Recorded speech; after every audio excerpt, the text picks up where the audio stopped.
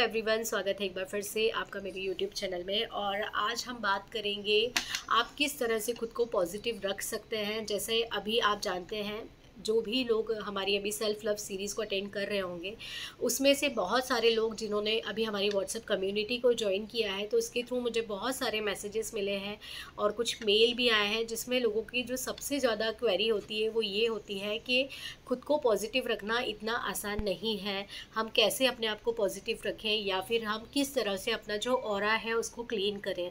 तो मैंने सोचा कि मैं जब सेल्फ़ लव सीरीज़ की जो वीडियोज़ अपलोड कर रही हूँ, इसके साथ साथ आपको इन सब चीज़ों के बारे में भी बताया जाए, ताकि आपका जो वर्क है, आपकी विश के लिए मैनिफेस्टेशन जो है आपका, वो प्रॉपर हो सके।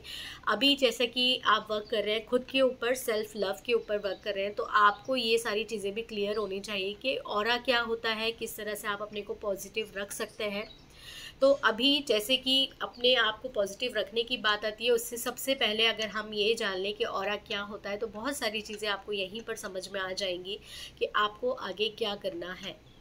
सिंपल सी भाषा में अगर बात करें तो ऑरा वो होता है कि जब कोई व्यक्ति आपके बारे में सुनता है, तो आपका नाम सुनकर, आपके बारे में सुनकर उनको कैसा फ़ील होता है, वो अच्छा फ़ील करते हैं या नहीं करते हैं। कुछ लोग होते हैं ना, जिनको बहुत सारे लोग प्यार करते हैं, और कुछ लोग ऐसे होते हैं कि जिनके नाम से ही चिढ़ आती है, उनसे बात करने का मन ही नहीं करता। तो सामने वाले ने अपने आसपास, अपने नेचर के थ्रू ऐसी वाइब्रेशन क्रिएट की हुई है, ऐसा ऑरा क्रिएट किया हुआ है कि उनके आसपास कोई रहना नहीं चाहता, उनसे कोई बात करना नहीं चाहता। अब आप में से कुछ लोगों के दिमाग में ये भी बात आ सकती है कि ज़रूरी नहीं है कि एक पर्सन सभी के लिए अच्छा हो सकता है। जैसे अगर मैं अपनी बात करूं, तो हो सकता है कुछ लोग ऐसे होंगे जो मुझसे बहुत प्यार करते हैं। जैसे अगर मैं बात करूं अपने पेरेंट्स की या फिर मेरे फैमिली मेम्बर्स की, तो वो मुझसे बहुत प्यार करते हैं। उसी के अपोज़िट अगर कुछ लोगों को मैं जानती हूँ, ऐसा कुछ लोग ऐसे भी हैं जो कि नाम से ही चिढ़ते हैं। तो उससे आप अपने ऑरा को जज नहीं कर सकते। वो लोग जो आपसे चिढ़ते हैं, वो इसलिए चिढ़ते हैं क्योंकि कहीं न कहीं आप उनकी एक्सपेक्टेशंस पर खरे नहीं उतरे हैं। तो कहने का मतलब ये है कि आप जब किसी सामने वाले की एक्सपेक्टेशंस पर उसके अकॉर्डिंगली नहीं उतर पाते हैं, तो वो व्यक्ति आपको उसी तरह से अपनी लाइफ में जज करता है, उसी तरह से वो आपको तोलता है। अब बात करें कि आप किस तरह से अपना जो ऑरा है उसको क्लीन कर सकते हैं, किस तरह से आप पॉजिटिव रह सकते हैं, किस तरह से आपके आसपास की जो वाइब्रेशन है वो बहुत स्ट्रॉन्ग हो सकती है, बहुत क्लीन एंड क्लियर हो सकती है। आपको अपना जो भी ये वर्किंग है वो अपने ऑरा पर करना है, तो वो आप किस तरह से कर सकते हैं। सबसे पहले आपको सच को एक्सेप्ट करना होगा, वो सच जिससे मोस्टली हम सभी उस सच से भागते हैं।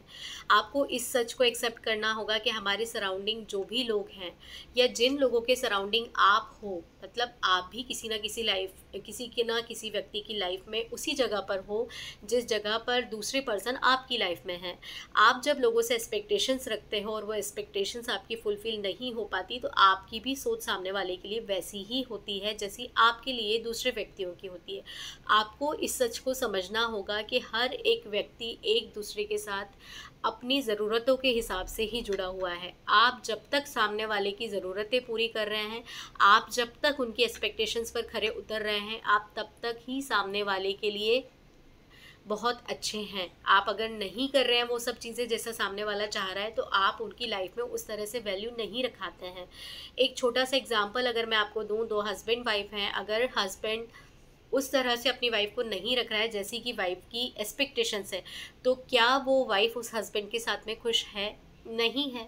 उसी तरह से एक वाइफ की अगर बात करें, तो वो अगर जैसा हस्बैंड चाहता है उस हिसाब से नहीं रह रही है, तो उस हस्बैंड के लिए वो वाइफ सही नहीं है। तो इसी तरह से आपके लिए जो लोगों की सोच है वो बदलती है। तो हर व्यक्ति अपनी सोच के अकॉर्डिंग, अपनी एक्सपेक्टेशंस के अकॉर्डिंगली आपके लिए, आपके बारे में सोचता है। अब मैं आपसे ये कहूँगी कि आपकी लाइफ में जो भी लोग हैं, वो आपसे प्यार करते हैं, वो आपके साथ हैं, उनके प्रति जो आपके कर्तव्य हैं, उन कर्तव्य को आप निभाते चलिए।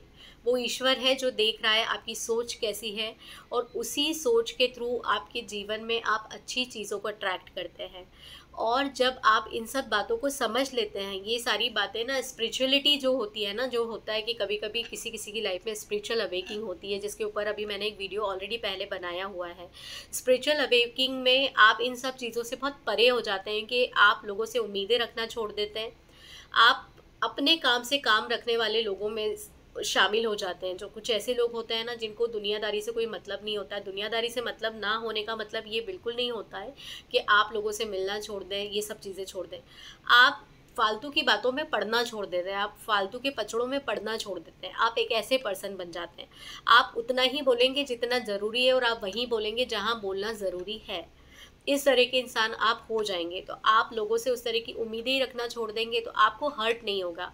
और जब इस तरह की आपकी सोच हो जाएगी ना, तो आप बहुत पॉजिटिव पर्सन बन जाएंगे। आपको किसी के व्यवहार से कोई तकलीफ नहीं हो रही है, और आप उस जोन से बाहर आ जाएंगे जिस जोन में रहकर हम अपने बहुत सारे रिलेटिव्स की बुराई करते रहते हैं। उन्होंने मेरे बारे में ऐसा बोल दिया, उन्होंने ऐसा कर दिया, वो ऐसा बोले थे, वहाँ शादी में मिले थे तो इस तरह से मुझे कमेंट्स पास किया, ये किया, वो किया। ऐसी बहुत सारी चीज़ें जो कि सभी लोगों की लाइफ में होती हैं, और ऐसे लोग होते ही हैं जो कहीं ना कहीं आपको पिंच करके जाएंगे।